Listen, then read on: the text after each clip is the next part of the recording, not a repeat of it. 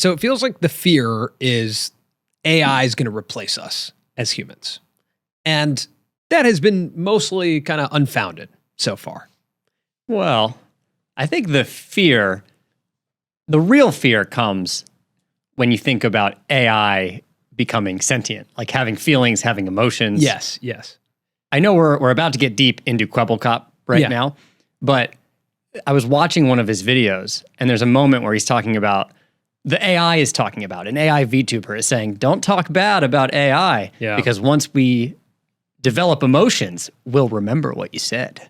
And I know that's just like, that's joking, but that's the fear. That's the fear. That's the fear. And there's a lot of it that's playing out through Kwebbelkop, who's a very prominent YouTuber, built a subscriber base of 15 million, and has now converted himself into an AI VTuber. We're going to get into that. We're going to react to some of his content. But first, we want to kick it to our ad read that we recorded prior to this episode, which actually started with an attack from Colin to me, which personally I feel was a little much, but you guys watch and Did I really hurt your feelings? Just watch and tell us. Samir, a problem that all creators face with their digital footprint is that it's kind of like your car. Bear with me here. When you get into your car, it's like the gym bag is here. There's trash in the front. You got to move it to the back. There's books from authors that you like. Wow. And it's all over the place. This is an attack. It represents you fully, but it's all over the place. Okay. Right? Creators have the same problem. We've got all of this stuff on the internet, but it's all over the place. It represents us, but it's a mess unless you organize it and put it together.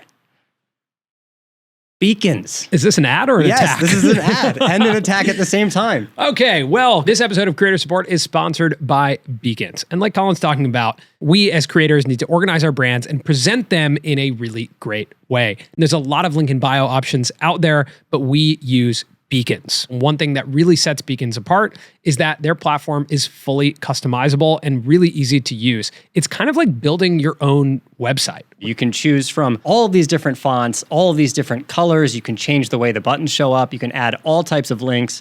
It integrates with so many different platforms, which is amazing. It's interactive, but most importantly for me, it's automated. They have something called YouTube Autopilot, and when you enable that, it just updates your most recent YouTube video in your bio. We also have a subscription box for our newsletter, which is native. It doesn't link out, which is great, so you can just put in your email and you're automatically subscribed. And it's just so incredibly good looking. I mean, I'm biased because I made it, but I think it's really nice. When you sign up for Beacons, you can also get a .bio domain. So for example, our link in bio is colinandsamir.bio. And you all know how much Samir loves domains. I do love domains. I mean, look at that. That is clear, concise, colinandsamir.bio. One thing that's really different about Beacons is that you can create your own store with their platform. So you can actually upload products. You can create digital products there. People can buy them and download them right from your Beacons page. You don't need another commerce platform.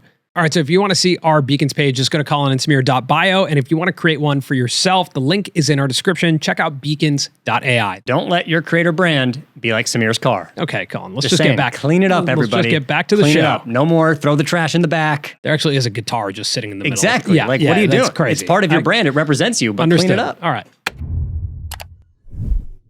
I stand by what I said there. You don't want your car.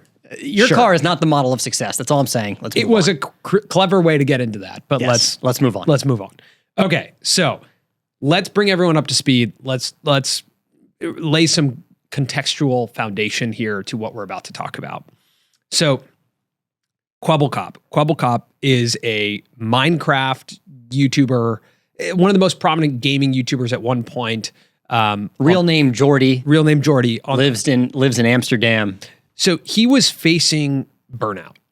He was making content for a long time, very regularly, and realized that he was, getting older and was getting tired of uploading YouTube videos himself. Yeah, there is a Q&A on his channel that I watched, and he talks about how he's sort of, in a way, retired from YouTube. Right. And he speaks about it in the context of being a professional tennis player. And he said he just didn't want to spend his days competing to be the best anymore, competing to go viral, to get the most amount of viewership. His days, he felt like, were done with that grind. So now he looks at YouTube from more of a hobbyist perspective. He's like, it's like when a professional tennis player retires, they don't stop playing tennis. It's just a passion. It's a hobby. And he talks about that's kind of the phase of his career that he's going into. So on his Twitter, his bio says he's the CEO and founder of JVDB Studios, which is leading the way in AI content creation tools, VTubers, AI influencers, and game development. So he talked about developing a game, but one of the first things he did as part of the studio was create a YouTube channel called Bloo, BLOO. Now, this channel, kind of looks and feels like stuff we've seen in the past. We've covered VTubers in the past. Lil Michaela being the most notable. If you look up Michaela on Instagram, you'll get a frame of reference of, okay, this is like a virtual influencer. What he did with Bloo was create an animated character that essentially reacts to content. Yeah, and Little Michaela, who you brought up, animated character written by humans. Yes. So that's what we've seen in cartoons, what we've seen in animated movies. Not a huge stretch. It's just that the medium has changed. Put it on YouTube. That's where it becomes something new and novel that we haven't really seen before. So let's play just a quick clip from a Bloo video that was uploaded a day ago. Push in the comment section. You. Hey, watch me push Speaker Man up. Hey, save camera mom, push. Whoa! I'm falling down. Good night. You saved me. Here's a kiss and a new suit. Awesome upgrade. Thanks, Mom. Okay, so you could probably just take from that this is not the type of gaming content made for younger viewers. Is not what Samir and I make. It's not what we consume. Yeah. That sounds like a children's TV show. There's a lot of screaming, explosions. But what you should take... And a character in the corner who has blue hair reacting to things. Yeah, a digital character in the corner.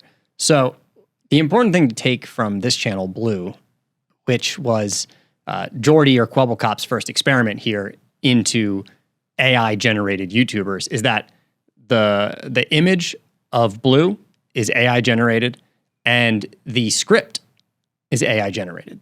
That's where we have the voice. And the voice. Yeah. And that's where we have this departure from VTubers as we've known them. Mm-hmm. So the next step was, Quebblecop or Jordy trained an AI model from 10 years of his own content and basically started saying, hey, you know what we just did with Bloo, we can just replace my character in a similar way, create an AI character of myself and create scripts, via AI based on how I talk, how I've done it. Something that, we could do right now as well. We can upload transcripts into a LLM, large language model, and create AI versions of ourselves. Mm-hmm. And people have done that. This, though, is a fascinating first and a unique experiment where a creator has been putting out videos on YouTube for over 10 years and then has pretty much done a hard switch on the same channel. Not like, obviously, Bloo was the experiment, but now he's doing it on his main channel. One notable thing about Bloo, before we move on, in its first year, it did $590,000 in AdSense revenue. Whoa. And the concept of faceless YouTube channels is like a very popular thing you see on Twitter. People talk about like, this faceless channel made me X dollars a month. Mm-hmm. The advancement in it in this context is like the automated or AI support when it comes to it. Because it's not like human voiceover, human scripts, and faceless content. It is computer-generated scripts, computer-generated voice. There's still a human touch to it. I think the editing is still done by a human. I would imagine there's a good amount of elements that are human. The thumbnail. Yeah. I'm sure there are parts of it. Even potentially the gameplay. Yeah. I don't know if like the actual gameplay in the videos was done by AI. And it is against YouTube's terms of service to have a fully autonomous channel. Which they will probably have to address soon of how they're going to know if it's autonomous or not. Yeah. Yeah. Okay. So Quebblecop AI is... Here, I pulled two videos that I think we should watch. One is what Quebblecop's short form content looked like as a human recently. Here's peanut butter. You just put stuff inside of the peanut butter. Put an egg in the peanut butter. You stir it, and now what? You turn it around, and you just turn it into little pancakes. Little peanut butter pancakes. Oh, stuffed puffs. Get the stuffed puffs. Stick it through the stuffed puffs. Torch the stuffed puffs. And then put it on there. Put the peanut butter stuffed puffs. High level, we've seen this type of content before. He's reacting to some short form cooking content. He's sitting there and just kind of watching the video with you and reacting to it. Now, that video has 46,000 views. Here's a video of Kwebbelkop AI doing the same thing with 2.5 million views. Today we're making a huge sandwich with all these sausages. Just cut them up, slice them open, grab a tomato, put a couple of slices out of that. Oh, an avocado. Make sure to not eat the pit. That's not very healthy. Cut it up, put some sauces in the pan. Make sure to bake them well. Put them in another pan. Put more butter in there. Oh, we gotta toast this bread. Put some more sauce next to the bread. Egg in there. Make sure that you can still fit it all in one sandwich, but I'm pretty sure we can. Put some sauce in there, wrap it all up, put it in some wrapping paper, and look at this huge thing. Oh, that looks nice. So my understanding is that they're essentially loading in the video and having a script written Describing what's happening in a reaction style. So this type of content exists on the internet, and it was pretty smart to go at it in this direction because it's saying, here's the source material, react to it. Like essentially describe it, but describe it using this tone that Kwebbelkop has had for 10 years. Obviously, people have a lot of mixed reactions. Oh here. Boy, are these mixed. Yeah. Yeah. Is this a good thing? Is it a bad thing? On his main YouTube channel, viewership, no doubt, has gone down. Average views per video has gone down. There are a lot of negative comments. But we're in the very early stages of this where there are fans of his who, of course, are going to say they want the old version, the human version. But as this tech gets better and it looks potentially even more like him in real life, and the voice model gets better, the scripts get better, and this just continues, I don't know, forever, there will be new audiences to this channel who perhaps don't even know that it's AI. Or don't care. Or don't care. I want to read some of his tweets. But I think that's what could be obviously problematic. Yeah, that's when we get to the point of like, yeah, the answer is we can get replaced in the context that if audiences are okay with it, if audience don't care that it's me sitting here or you sitting here, then yeah, these like his company, he said he's capable of making 20, 30 of these channels.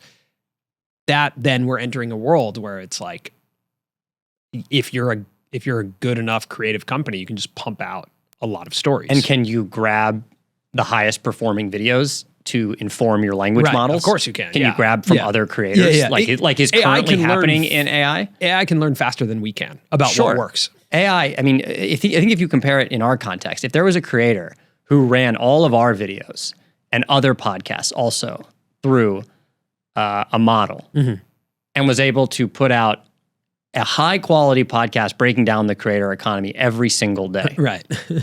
That's not crazy. No, that's not crazy. Yeah. Probably will happen. That will happen, yeah. And we cannot put something out every single day. Yeah. Yeah. So I want to read some of the stuff he said. How does that make you feel though? I mean, it's inevitable.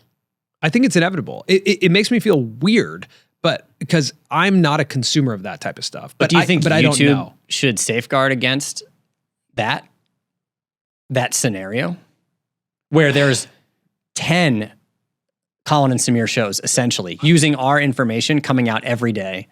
I think about, and we start to our performance starts. I think about YouTube's responsibility, and like YouTube has multiple players. Now, of course, these are some questions we should ask the CEO of YouTube, which we will when we interview him. So there's a few players that YouTube has to be considerate of. One is audience, viewers, and I think that's actually the most important. Number two is advertisers.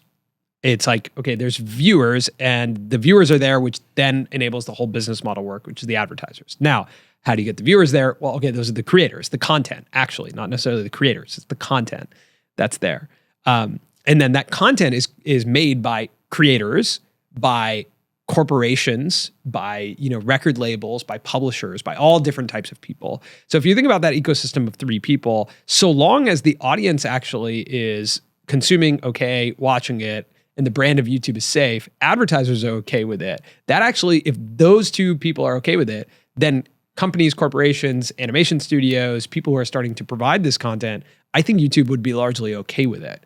I think if the independent creator gets, you know, that whole, like, the world of independent creators gets questioned, it's scary for us. It's weird, but I don't know how much there is to be done about it.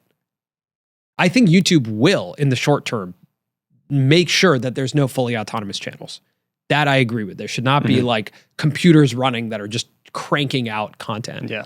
But, you know, I don't know what you can do about this if there's going to be too much gray area where it's like, what's the human touch? Just human presses publish, human makes a thumbnail. These were questions that came up in the Grammys conversation with the AI Drake song that wanted to be submitted for a Grammy because a human wrote the lyrics. He wanted to be submitted for a songwriter, but it was performed by AI Drake. There's going to be so many questions that we don't know the answers to. I did want to read some of Kwebbelkop's, some of the back and forth on Twitter that he's experienced, because I think some of these arguments are important. And the biggest question, Moist Critical asked this question, is like, there's no possible way that this is good. That's Moist Critical's perspective. Yeah, it wasn't a question. It was him declaring definitive. He this said, is not good. There's no way this is good. And he questions his Jordy Kwebbelkop's motive, saying the only reason he's doing this is money. And Jordy comes back and is like, aren't you doing the same thing? Which is a fair question. Like, well, he also defends himself saying that he's trying to make people smile and laugh, like if he can do that with his content. Right. Yeah. He asked the question around SpongeBob. He said if SpongeBob became AI generated scripts and AI voice, would that change the value of the entertainment?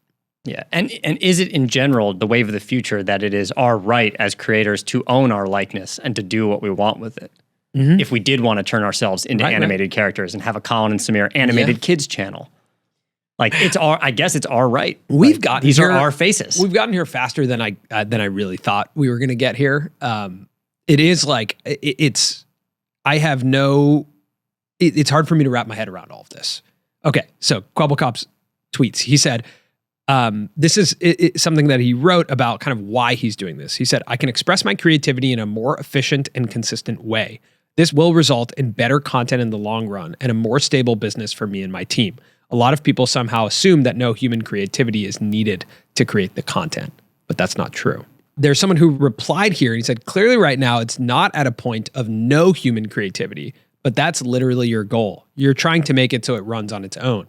AI should be used as a tool to assist in content, not autonomously posting videos on its own. AI is going to kill so many creative jobs, and you're just adding to that future.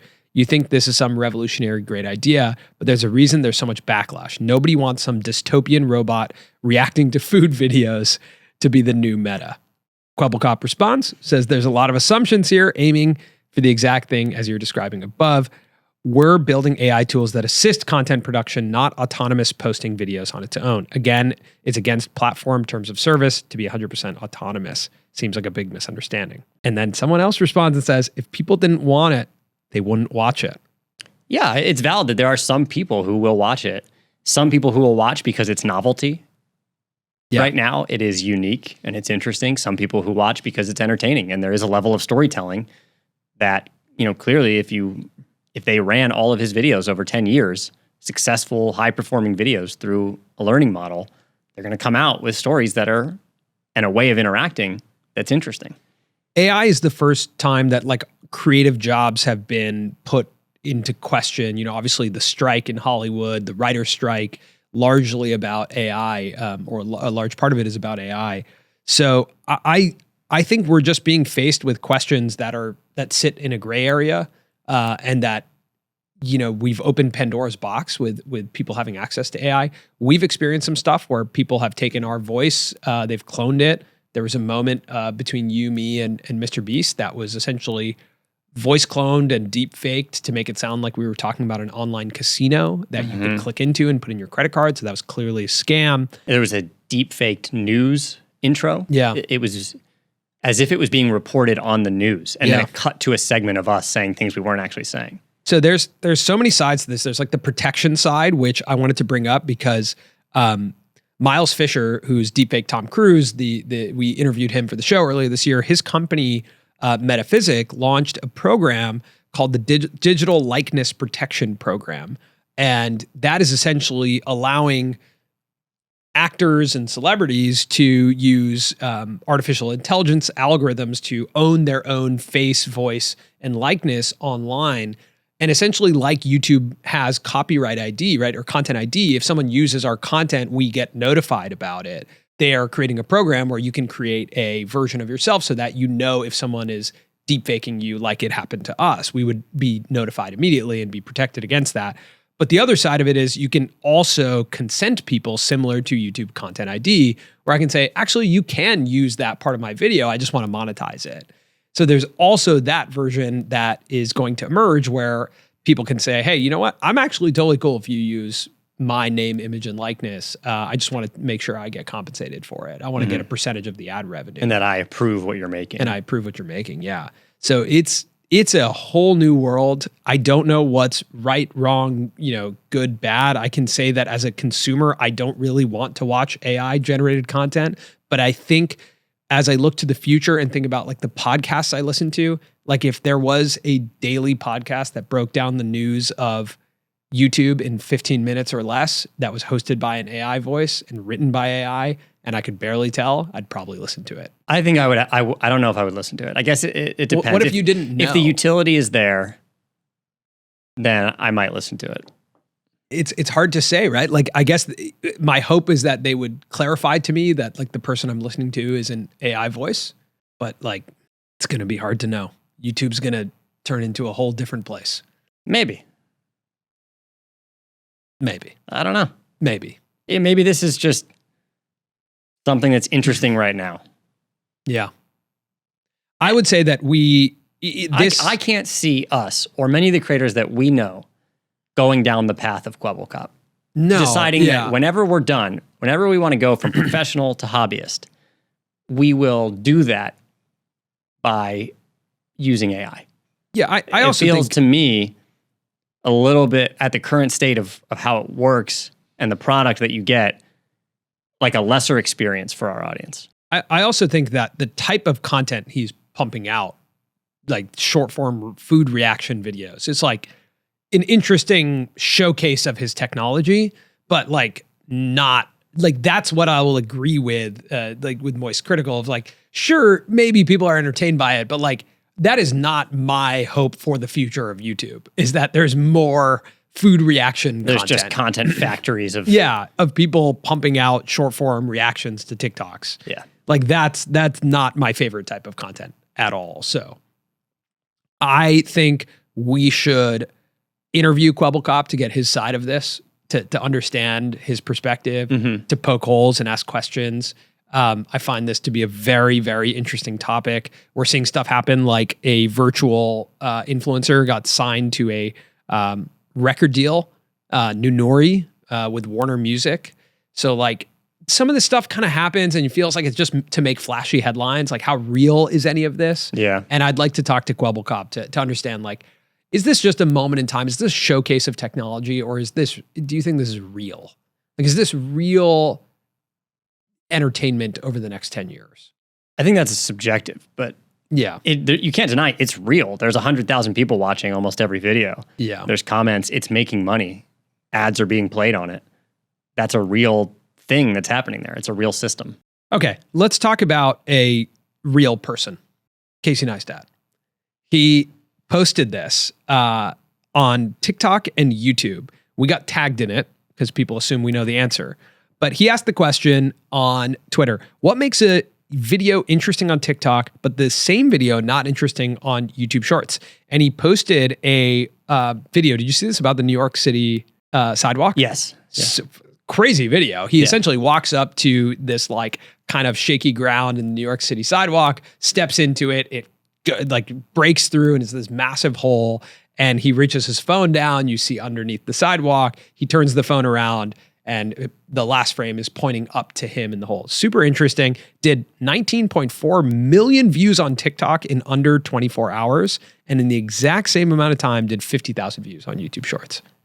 Part of that, I think, is because TikTok is social. Like YouTube Shorts is not, I wouldn't call that social media. It's a good point. It's like videos. It's entertainment. There's no easy way to share. Yeah. When does someone like in-app, no one in-app shares a YouTube Short with you. I don't even know if you can do that. It's a really good point that I don't know if any of my friends have ever texted me a YouTube Short, but I get texted an Instagram Reel or a TikTok like pretty frequently. Yeah. Like even beyond and the DM. TikTok has that Instagram effect where you can probably just tag your friend in the comments or use the share feature and share directly to them on TikTok. Yeah. I feel like there's something intuitive that I look at that video, and if you had shown me that video before he posted it and said, what platforms is it going to do well on? I would say Instagram and TikTok and Twitter. I would say it's not going to do well on YouTube Shorts, or it'll take a really long time to do well on YouTube Shorts. What even does well on YouTube Shorts? I feel like YouTube Shorts, similar to what we talked about with like the YouTube video intro checklist in that episode, like I feel like a short on YouTube, just given the environment, requires some level of hook in the beginning that is so different than any other platform. Like on Instagram, an emotion of like, wow, that's crazy, is good enough. I don't think that's good enough on YouTube. I just think the amount of time that young people are spending on TikTok and Instagram is just so much higher than the amount of time people are spending on YouTube Shorts. Yeah. You know, like we all know when there's a big video going around on TikTok. That's true. We all know. Yeah. There's never been a moment where there's a big video and people go, oh, it's going around YouTube Shorts. It's not a thing. Yeah, it's not a thing. Yet. Or like a trend that's happening on YouTube Shorts. It's just not a thing yet. Yeah. Yeah, it's a really good question. Okay. Well, this week we are in New York interviewing the CEO of YouTube. We are also tomorrow, if you're listening to this on the day it comes out, doing a live Discord stage with Renee Ritchie from YouTube to talk about the announcements that they made today. So please join us for that. But we asked in Discord to give us some questions for the CEO of YouTube. I wanted to talk through some of them, see if we can answer them.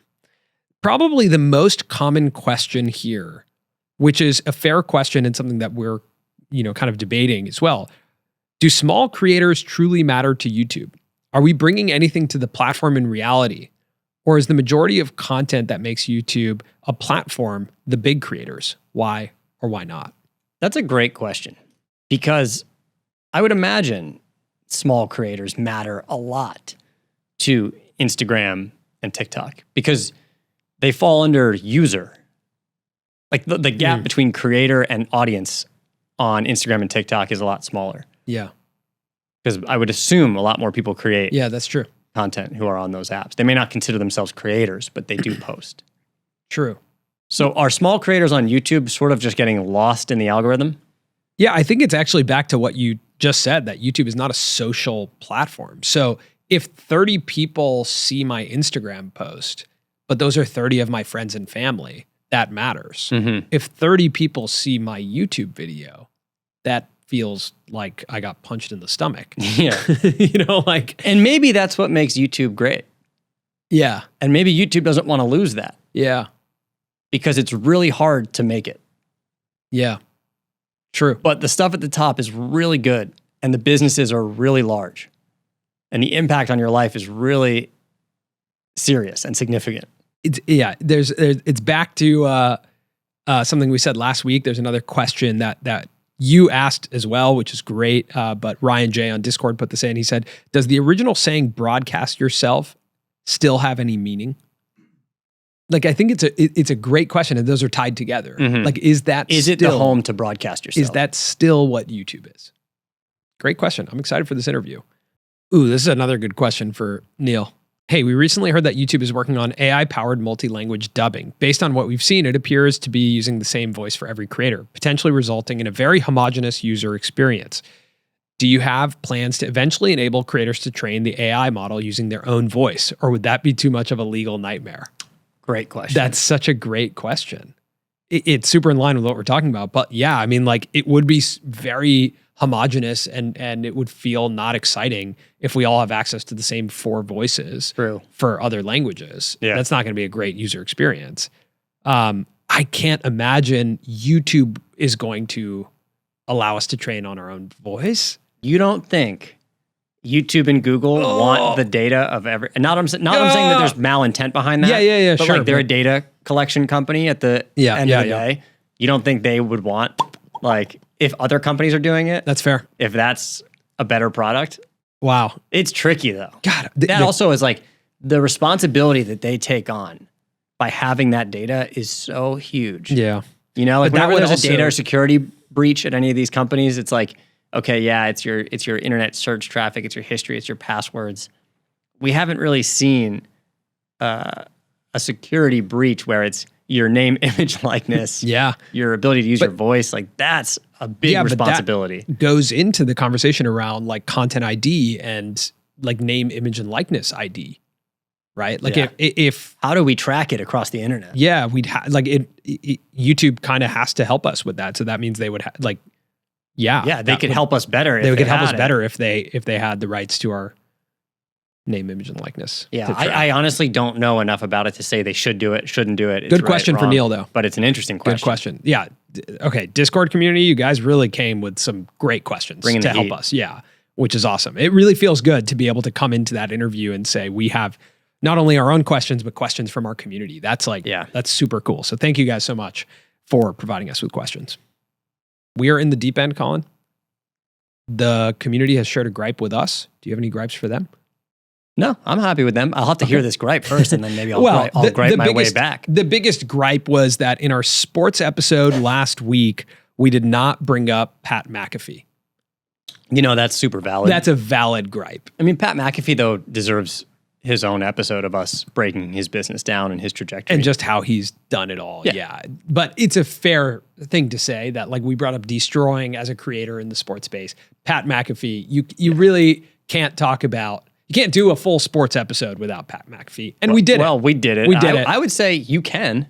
Because we did it. Because we did it. Yeah. Nothing against Pat McAfee, but the show is the Colin and Samir show. It's like creators, it's creator sport, but by Colin and Samir. Yeah, it's a fair. We watch a certain amount of things, ingest a certain amount of things. Yeah. All right. Thanks so much for watching this episode of Creator Support. And thank you to Beacons for sponsoring this episode. And no thank you to Colin for attacking me about my car. You're welcome. All right. We'll see you next week.